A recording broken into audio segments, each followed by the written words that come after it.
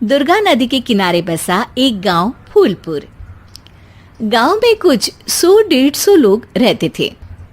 अंजलि, जो कि पास ही के जिले में रहती थी और 12वीं पास कर चुकी थी, उसके पिताजी ने बेटी को जल्दी विदा करने के लिए उसकी शादी फूलपुर गांव के मुकेश से करवा दी थी।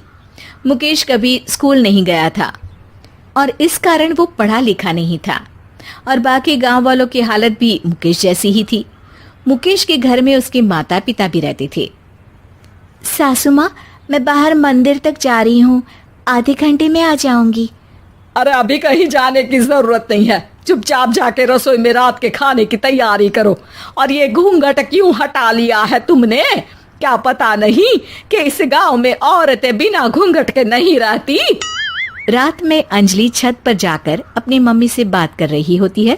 तभी गांव की 3-4 औरतें उसे देख लेती है और दरवाजे पर आकर उसकी सास से शिकायत करने लगती है। और क्या हुआ? अरे छत पे तो देखो, आपकी बहू मटक मटक के किसी से फोन पर बात कर रही है। दिन भर फोन पे लगी रहती है। अरे कल तो मंदिर के पास वो क्या कहते हैं, सेल्फी ले रही थी।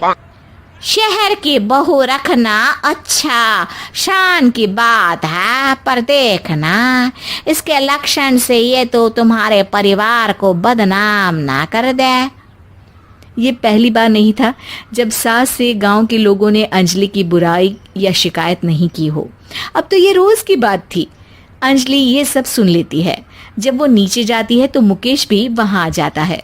सास कहती है, बेटा, लोग घर आकर शिकायत करने लगे हैं बहू के कामों की, देख लो। पति हो, संयम से रखो इसे। माँ जी, मैं तो अपनी माँ से बात कर रही थी, क्योंकि यहाँ कोई बात करने लायक ही नहीं है और अब मैं माँ के पास ही रहूंगी। वहाँ क्या रहना, वहाँ बाहर के लोग तो ठीक है, पर घर के लोग भी इज्जत ना दे सके। अरे नहीं नहीं अंजलि, ऐसा नहीं है, धीरे धीरे सब ठीक हो जाएगा, तुम फिक्र ना करो।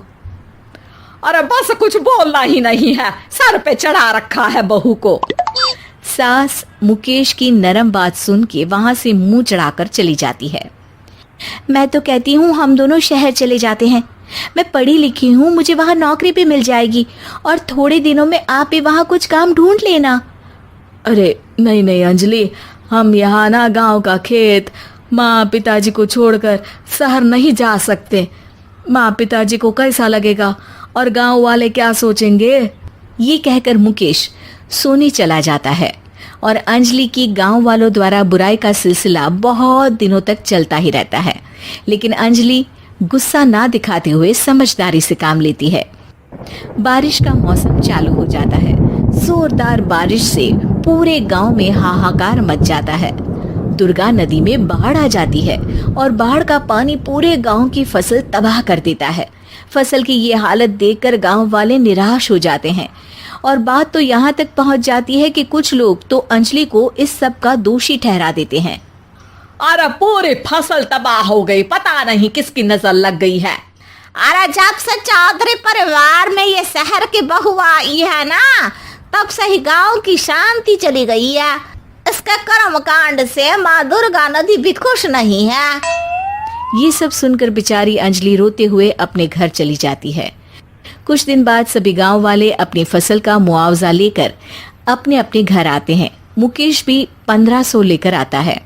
अंजलि को जब पासबुक दिखाता है तो अंजलि हैरान हो जाती है। अरे, ये पासबुक में तो उन्होंने 4000 की एंट्री करी है और आपको सिर्फ 1500 दिए। सच में? अरे वो सरकारी अफसर आपको बेवकूफ बना रहे हैं। सरकार की तरफ से हमें 4000 मिले हैं, लेकिन बाकी का सारा पैसा खुद ही खा रहे हैं।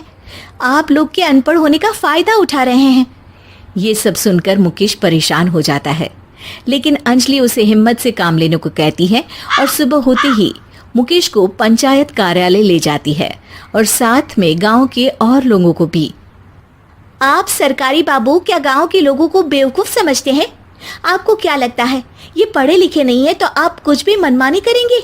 ये बेचारे दिन रात इतनी मेहनत करते हैं, ये हमारे अन्नदाता हैं और आप इनके साथ ऐसा धोखा करते हैं। अरे क्या बके जा रही है ये लड़की, किस धोखे की बात कर रही है? अपने कांड करके नदी माँ को नाराज करके हमारा नुकसान करके इसे चैन नहीं मिला क्या? सरपंच जी, इन सरकारी बाबू ने मुझे बेवकूफ बनाया है और मेरे हिस्से के पैसे खुद चट कर गए। बस ये सुनते ही सरपंच वहां से दुम दबाकर भाग जाता है। पता चलता है कि जनपद अधिकारियों ने गांव के सरपंच के साथ मिलकर सबके साथ धोखा किया है।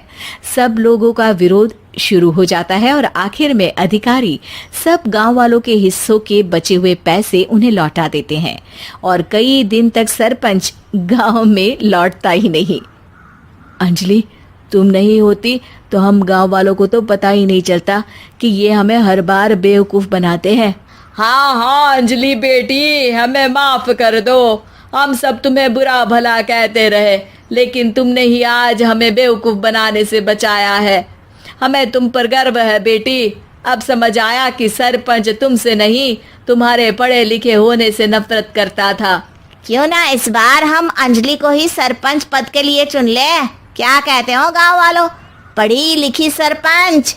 बस पूरा गांव अंजलि के लिए ताली बजाता है और अंजलि की सास उसे खुशी से गले लगा लेती है।